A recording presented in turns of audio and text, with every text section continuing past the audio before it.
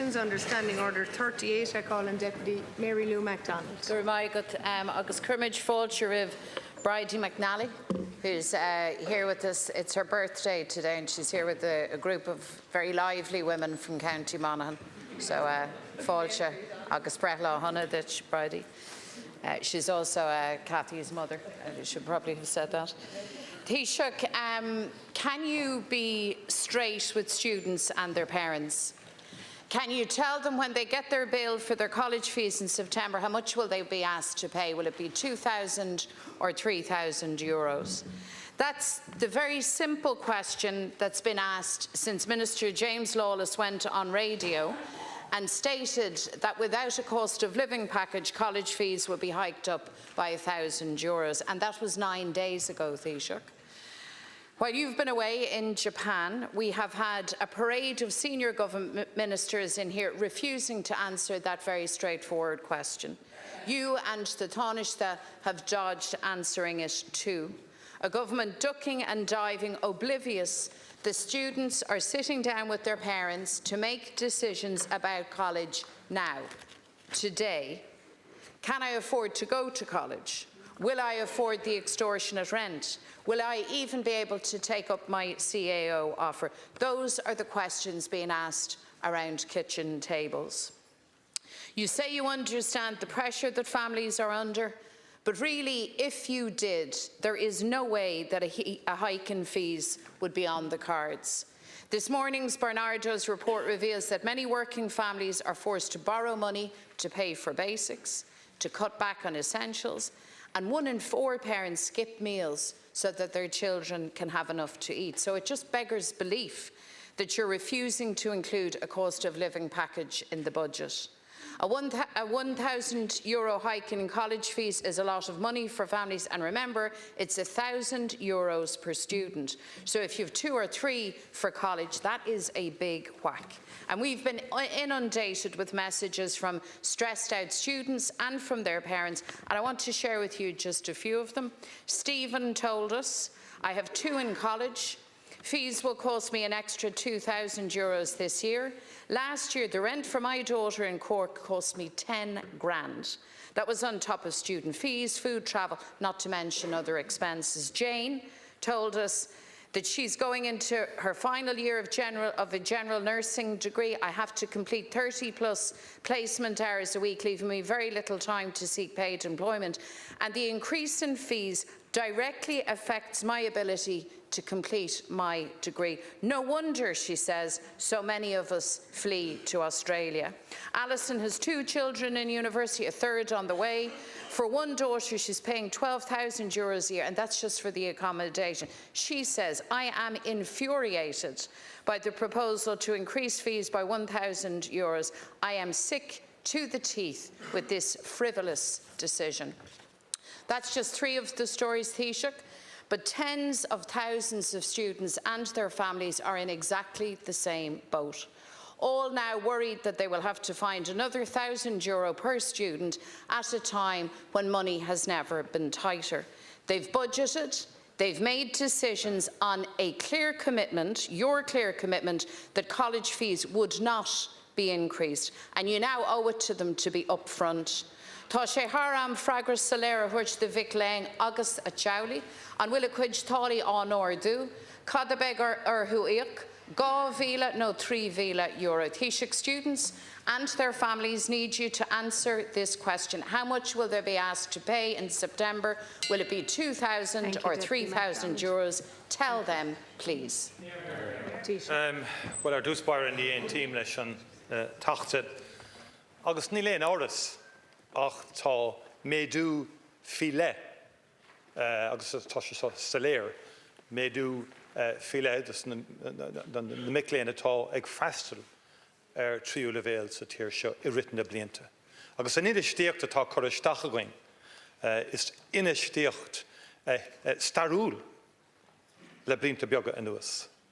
Chun takeíocht a thuirtas na miléin, chun a bhd níos mó inistíocht a chur isteach sna cláistí tríú levéil agus a lán nithe eile. Could I first of all say, Deputy, that I came into politics for 2 issues, Northern Ireland and education. And education has always been at the core of why I am in politics. And that's why I joined the Fianna Fáil party, because we were the party of Donogh O'Malley that brought free second-level education into this country. And my fundamental motivation right through my political life has been that you do not leave the child that's furthest behind.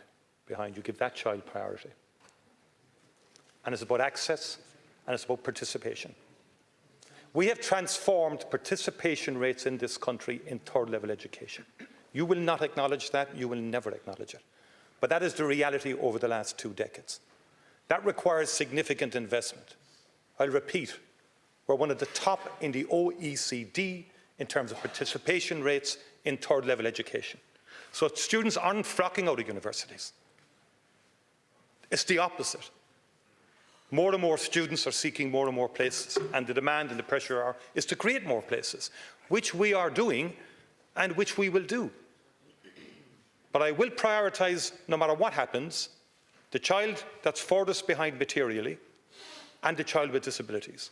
And thankfully, we've made great progress in terms of children who would come from what we might term disadvantaged backgrounds, and the figures are quite significant in terms of progression from DEIS schools to further and higher education has risen to 64%, closing the gap with non-DEIS schools at 80%. We now rank third in the OECD for tertiary attainment, with 54% of adults holding a third-level qualification, well above the European Union average of 35%. At the start of the last government, insisted that we would have a separate department for higher education and research and further education and skills in one department to give a focus on further and third-level education and research. And we've restored, and there's now substantial supports for PhD students as a result of initiatives that have been taken. There's been an exponential rise in apprenticeships because of the focus that that department over the last 4 years has brought to the apprenticeship and skills level. But above all, we have widened access. And there are a variety of instruments available to any minister in any year in terms of prioritisation and what we do. That said, this time last year was exactly the same position, because the previous year hadn't provided estimates for the reduction of 1,000 that happened last year. Exactly the same position. And actually, you had a motion down this time last year as well, doing the exact same thing. There's an estimates process and there will be a budget. But we're going to look at the full range of supports, including fees, but we will look at student supports. We will look at stronger supports for children or students with disabilities. We will look for stronger supports for children from economically disadvantaged backgrounds. And we will look at progression into third level from different areas, and postgraduate and research. So there's a significant menu there, and there's lots of instruments whereby we can help students, particularly those on middle incomes and lower incomes, to make college more affordable. Thank you, Taoiseach. And it's across the full gamut of instruments that we have, or provision that we can make in the budget. McDonald to respond. So it's 9 days on since your minister took to the national airwaves to announce that there would be a hike in student fees. You did that. You took that initiative. And those very families that you describe, Taoiseach, working families, families on middle incomes, are now left in a situation where the Taoiseach cannot answer a straightforward question, a question that they need an answer to now, because they have to plan their finances for their young people going to university and college and accessing the places that you've described.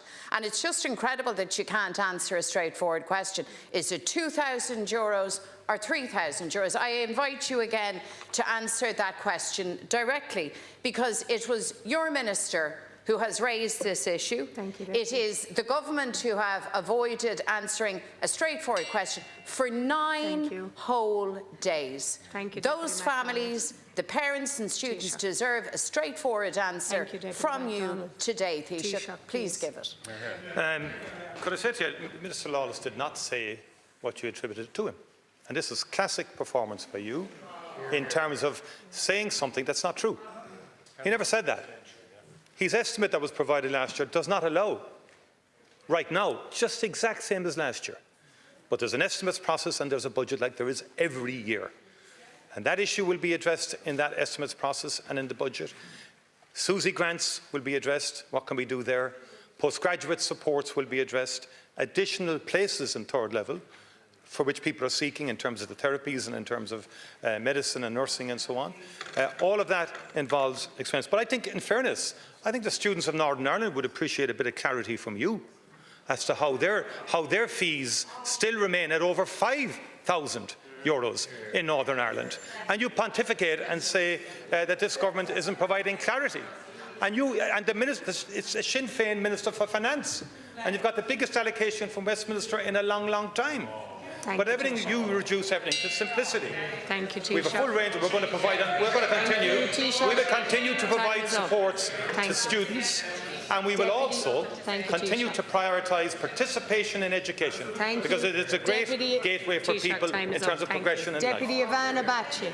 Deputy Ivana Bacik. Taoiseach, 1 in 5 families have cut back on or gone without heating in the past 6 months. 2 in 5 are going without essential items, including food and medical appointments. 40% of parents skipping meals so that their children would have enough. According to today's Barnardo's report into the cost of living crisis, parents across the country are facing impossible decisions, and this is starkly highlighted in the quotes from their survey. Here's one parent who said, "We are just barely getting by. I never have money in my purse or account. We are worse off than before." Another said, "My children are now aware of our financial difficulties and it's impacting their mental health. We've had to get rid of medical insurance, visit food banks and stop after-school activities." Taoiseach, listening to the rhetoric from government figures in recent weeks, you would think the cost of living crisis had ended. But nothing could be further from the truth. Inflation may be slowing, but prices continue to rise. Eurostat data show that household expenditure on goods and services in Ireland is the second highest in the EU. Rents are rising faster than at any point in the past 20 years. Taoiseach, renters must now pay in excess of €2,000 per month to keep a roof over their heads. That's if they can find anywhere to rent. And to compound matters, students and their families are now facing huge uncertainty as to their fees for the coming year. A vastly increased hike in fees from €2,000 to €3,000 and no clarity from government as to whether this will be the case or not. And Taoiseach, this is having a massive impact on households seeking to budget and to plan ahead for the year ahead, particularly households where you have 2 or more children in third-level education. And you must be aware of this. All this is against the backdrop of threatened tariffs by Donald Trump. We know the international context is precarious, but here at home it's precarious too. And why? Because of nearly a decade of underinvestment by successive Fianna Fáil and Fine Gael governments. Underinvestment, failure to invest in the necessary public services and infrastructure that would provide a lifeline for struggling communities. We've had nearly a decade of failure to invest in social and affordable housing, failure to invest in water and energy infrastructure, itself now slowing down the pace of construction, a decade without the development of decent disability services and provision in education, healthcare and childcare. And that's why we're seeing hard-pressed households facing such insecurity now, Taoiseach. Your method of governance is about capitulating to the private sector, relying on the market to provide, but the market cannot deliver decent public services. And over-reliance on developers hasn't delivered affordable housing, just as over-reliance on big supermarket chains has inflicted some of the highest grocery prices in the EU. Taoiseach, the cost of a weekly shop is rising at more than double the rate of general inflation, and those most affected are hard-pressed families. So, Taoiseach, can you give clarity? What measures will you adopt to tackle this grocery greedflation? And can you give students and families clarity on the level of fees they'll be paying for the year ahead? First of all, Deputy, appreciate your question, and obviously we're under no illusions about the impact that cost of living has on families and on people. And in fact, the reality is that there was an excessive inflationary spiral coming out of COVID and as a result of the Russian invasion of Ukraine and the consequential increase in energy prices, which did impact. And that's why there was exceptional cost of living, once-off cost of living packages in addition to budgetary measures in the last number of years. And we were probably the only European Union country that was in a position to do the level of once-off cost of living packages that we did because of the successful management of the economy over the last number of years. I would take serious issue with you in terms of your assertion that there's been a failure to invest in public services. I mean, the bottom line is, if you take education alone, for the first time ever, this September will complete free books for every child in primary and in second level. And that's not once off, that's mainstream in the budget. It's provided for in the base budget now for education. And Vincent de Paul and others have said that that's had a very significant impact in terms of families on lower incomes in particular. In addition to that, we have now virtually in all schools the Hot Schools Meals programme. Again, a structural change. It's provided for in the base budget. And we also then have a summer scheme in terms of meals as well for children. And you can add more in terms of the public transport, free public transport for children aged between 5 and 8 years of age. And then the public sector pay deal was negotiated. And the tax measures we introduced last year. And there's a whole range of other measures. We've extended the VAT reduction to 9% on VAT and electricity. That measure will save funding for hard-pressed families. Minister O'Brien in June announced a 40% reduction in the renewable electricity PSO levy for 2025-2026. From the 1st of June, women can receive HRT free of charge. The carers support grant from the beginning of June has increased to €2,000. That's the highest level ever. And this has benefited about 138,000 carers. The income level disregard for the carers allowance last week was also increased, meaning more people qualifying for the allowance, and more than 5,000 carers will receive an increase in their payment. The back-to-school clothing and footwear allowance will be paid over the summer months, and childcare costs have reduced this year, and for September, fee caps will be in place. And there's now 96% of all children aged between 3 and 5 in the early years. Now that demonstrates significant investment over the last number of years in childcare.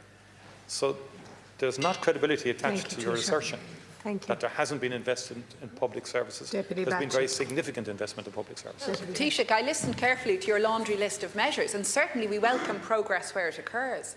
But the reality for families is that the cost of living crisis is not a once-off. It's an ongoing crisis where people are struggling to make ends meet. We have put forward constructive proposals. My colleague Deputy Jed Nash put forward a bill to tackle price gouging in supermarkets. We're asking you to adopt that constructive proposal. But again, Taoiseach, the reality is we're seeing child poverty still at endemic levels and student poverty now a reality too. And today at 6 o'clock, our colleague Senator Laura Harman has called a protest outside the Dáil, along with students' unions, to protest against a hike in student fees this year, a hike that would put hard-pressed households under increased pressure. So I'm asking you again, can you rule out that increase from €2,000 to €3,000 this year? And will you take on board the constructive bill we have put forward to ensure that price gouging by big retail chains can be tackled so that families will see their grocery bills reduce and see transparency at last in the profiteering of big supermarket brands? Thank you, Deputy Taoiseach. You may be aware that the Minister Dillon has met with the CCPC, the Consumer Agency and Competition Agency, and he's asked them to conduct an analysis in the Irish grocery retail sector with a view to, in an evidence-based way, determine the existence of excessive pricing or not. And we also have the equivalent of the agricultural ombudsman in terms of food prices also. And again, we're looking at strengthening the powers of the CCPC in this regard in terms of protecting consumers. And last week, again, there was engagement with the CCPC in respect of the motor industry, for example. The government's very committed to reducing the cost of living, and I outlined, they're not a laundry list of measures, they're substantive measures that actually have been mainstreamed into budget provision. And yes, this year we're going to move to mainstreaming in terms of our budgetary allocation.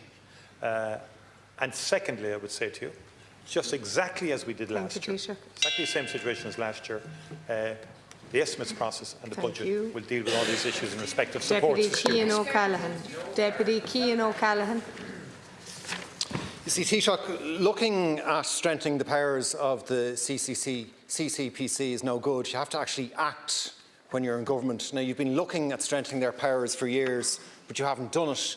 And Minister Dillon asking them to do a review like they did in 2023, which didn't achieve anything when you've given them no extra powers, is not going to produce anything different this time. Taoiseach, families all over the country are struggling to keep their heads above water. Every week it's a challenge. I'm not just talking about the financial challenge, which is enormous, but the toll it's taking on people's well-being, having to continually count every penny just to pay for the basics, scrimping and saving to afford groceries. This constant pressure is exhausting, and families are finding after all the effort they are still coming up short because grocery prices are a runaway train and they simply cannot afford them. Taoiseach, the evidence that this is an enormous problem is mounting. St Vincent de Paul have said that almost 50% of the calls they've received are about a single issue, and that's groceries. According to today's Bernardo's report, 4 in 10 parents are skipping meals or eating less to feed their children. One parent told Bernardo's that this constant struggle has led to them feeling inadequate because they can't provide for their family. Taoiseach, almost a fifth of children are missing out on school trips and activities as their families can't afford them. In some instances, children can't go to their friends' birthday parties because there's no money for a present. Taoiseach, you've just told the Dáil a few months ago that you will always prioritise the child that is left behind. So what about these children, Taoiseach? Taoiseach, the cost of groceries has soared by €3,000 in families for recent years. Where do you think they're finding this money? They just don't have it. That is why an increasing number are now borrowing just to pay for basics. We know that 1 in 3 households are now taking on debt or going into arrears to pay for day-to-day costs, and this is adding huge stress to what they're already under. Taoiseach, when the government talks about this problem, you seem to think it's in the past. You talk about prices increasing rapidly after Russia invaded Ukraine, but what you don't acknowledge is that those prices never came down.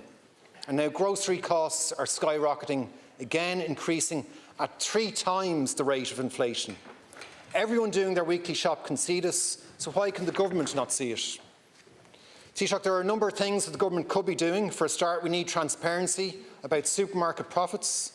We also suspect Irish consumers are being gouged, but without transparency it's impossible to prove. The regulators for food and consumer protection must also be given more teeth to tackle the issue. Social Democrats are bringing forward a motion on this tomorrow in the Dáil, outlining a number of solutions. So Taoiseach, will the government support our motion? Will you compel supermarkets to publish their profits? And will you finally take some action to control grocery prices? Thank you, Deputy O'Callaghan. Taoiseach. But first of all, again, Deputy, I would just make one comment. I think it's probably an observation of the political world we're in today that all the parties on the left favour universality in everything in terms of provision and have not argued once today for targeting or for prioritising those who are left furthest behind. It's just very interesting now, the last 10 days and today, your entire focus is on give everybody everything. Whatever scheme you bring in, sorry, through the chair, I didn't interrupt. I didn't interrupt anybody. Give everybody everything. In the last budget, we took significant steps in terms of the child support payment, for example, both under 12 and over 12, which were significant. And what I mentioned earlier, you're not leader yet, Deputy Hearn. What I would say is that in the last budget, and I've itemised the issues, free book schemes is now part of the budget and of the base. Very important. It's not once off, it's not any of that. The free transport 5 to 8 is the same. The hot school meals is the same. We didn't extend VAT either. And in terms of and in the next budget, I've made it very clear, for the government and in the context of the programme for government, housing is key. And social housing is key, and investment in those issues is key in terms of child poverty. Disability has to be prioritised in terms of income supports. And a child poverty approach in the budget is also essential. And I have a child poverty unit in my department, which will be coming up with proposals, and we're committed to doing that. But I hope I get your support, because it's easy to call for everything, but actually we're not going to have the finances over a period of time to sustain that. We have invested hugely, and we do accept that grocery prices are at an elevated high. Fully accept that. Now, the rate of inflation has come down. That doesn't mean the new order has come down. In other words, prices went up hugely in the last 3 years, and particularly after COVID and after the energy crisis brought about the war, the Russian invasion of Ukraine. No argument about that. And that's why there was very significant once-off packages on top of the mainstream provisions that we made for children in particular in schools, which did bring down the costs for families. I recall every autumn parents used to dread having to go in to buy the school books. It was a big problem for parents. We've removed that, essentially. The hot school meal is a huge intervention as well. We can refine it, improve it in terms of quality food, everything, get all that right. But it's a big change, Deputy. We need to do more on child poverty. I acknowledge that. But I think there's a choice facing everyone in this House. Thank you, Taoiseach. There's only so much money we'll Deputy eventually... O'Callaghan to respond. We can Thank spend you, billions, Taoiseach. right? Time is up, Taoiseach. The challenge really is, have you Thank the you. political guts Deputy O'Callaghan to to respond. target or not? Thank you, Taoiseach. Deputy O'Callaghan. Taoiseach, do you have the political guts to actually make supermarkets publish their profits and have full transparency on it? Do you have the political guts to do that? Because that's what I asked you about. Do you have the political guts to actually answer the question that I put to you? We're talking about parents skipping meals so their children can eat, Taoiseach. We're talking about situations where a child can't go to a friend's birthday because there isn't money for a present. So are you going to address these things? The Agri-Food Regulator last year wrote to the government urgently asking for powers so it could do its job. And here we are, still waiting for the government to act on that. So why haven't you done that? Why is it taking this long? Will you, Taoiseach, compel supermarkets to publish their profits so there's full transparency so we can see what's going on? And will you then take action on foot of that to deal with any price gouging? Thank you, Deputy Taoiseach. But yes, we do have the guts to take on anyone who's engaged in price gouging. Absolutely. And I think we need an evidence-based approach. There's an agency there in terms of the Consumer Competition Authority. You know that. People come in here and sort of make assertions, but we have to do our business in an evidence-based way. And also, in terms of the Agri-Food Regulator, we established the Agri-Food Regulator. Former Minister for Agriculture Charlie McConalogue brought that in precisely to get greater transparency in respect of the differentials between what the primary producer earns, and you know the primary producer was a key motivator behind the introduction of that regulator, as well as making sure that the primary producer would get a better share of the entire supply chain in terms of the costs right along the way. Because there was an argument that the primary producer was not getting a sufficiency in terms of income for what they were producing. And I think the fundamental point is this. We recognise that there are significant high prices, particularly in groceries. The issue really is, in terms of the next budget and in terms of the estimates, how best do we use the resources we have to help those who need it the most? Deputy Charles Ward. Taoiseach, since becoming a TD, I've raised the effective concrete crisis every single week in this chamber. I've stood here 23 times outlining the many issues with your government scheme, highlighted the lived experience of the impact homeowners. My message has been consistent, Taoiseach. The scheme is not working for the families. They are struggling. They stand here every week. I'm standing here every week telling you, I'm pleading with you to listen, and then I go home to Donegal and I see firsthand the heartache as new cases come forward, while the defective concrete continues to be used to this day.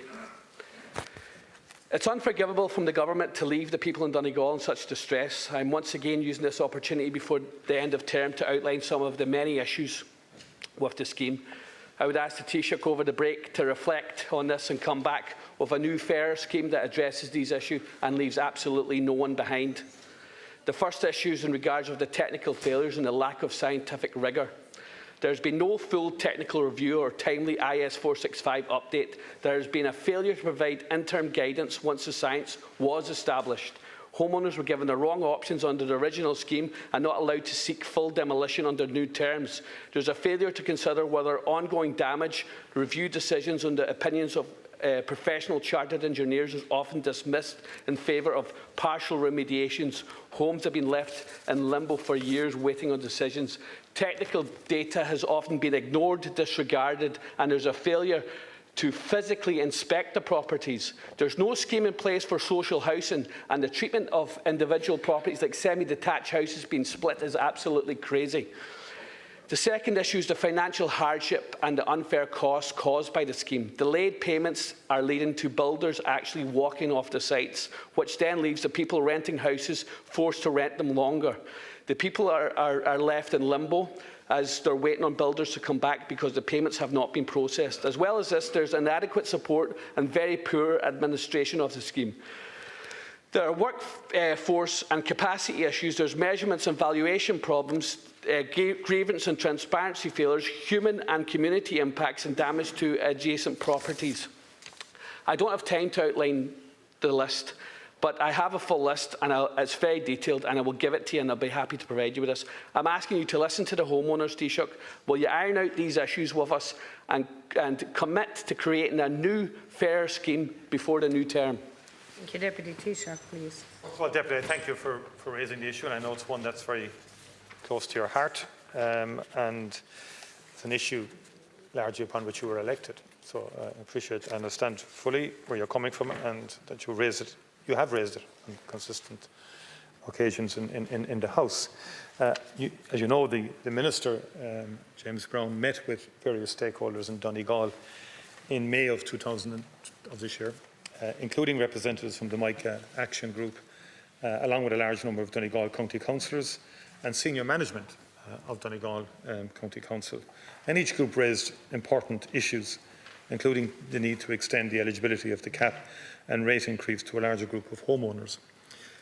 Through these series of meetings, lasted about 6 to 7 hours in total, the Minister saw at first hand the real difficulties that defective concrete block homeowners are facing through no fault of their own. And the scheme is important in that regard. Government has committed to this. The Minister will continue to engage, following up those meetings with the groups. There are complex issues around this.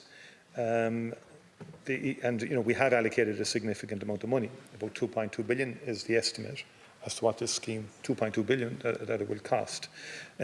Interestingly, 2025 funding has increased by over 50%, from 45 million to 70 million. So in other words, it will be 70 million spent this year as opposed to 45 last year, because the scheme is ramping up. And sufficient additional funding is now required to meet the demand and those who are participating in the scheme.